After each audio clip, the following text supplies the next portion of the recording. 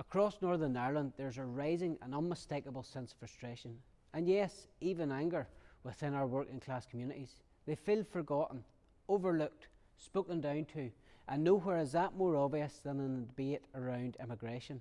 Now, let me be absolutely clear, this is not about skin colour, it's not about hatred, it's about community, about cohesion, it is about respect for the values and tradition of the people who built these neighbourhoods. Immigration is not a devolved issue, but its consequences most certainly are. When GP surgeries are overwhelmed, when classroom assistants are stretched to breaking point trying to meet translation needs, when local housing lists grow longer while pressures mount on our health service, we cannot simply shrug our shoulders and say, that's a Westminster issue.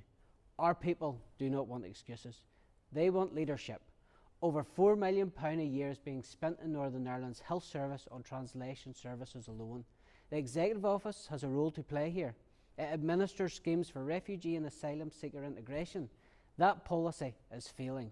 The people who feel it most are not the ones in leafy suburbs or BBC studios. It is the working class communities, Protestant and Catholic alike, who live beside the hostels, share the school buildings and wait in the same hospital queues. They were never asked whether they wanted these changes. They were simply told it was happening. When a community feels it is being changed against its will, when voices of concern are dismissed as ignorant or bigoted, that is a recipe for division, not diversity. Events over the weekend in Ballymena have underscored the danger of acting in such a cavalier fashion.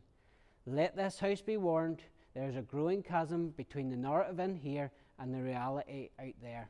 It is not bigoted to say that our culture, our identity, it matters too. It's also time for respect when it comes to this issue. Respect for the communities who built this province, who pay their taxes and who are now asking whether anyone is still listening to them.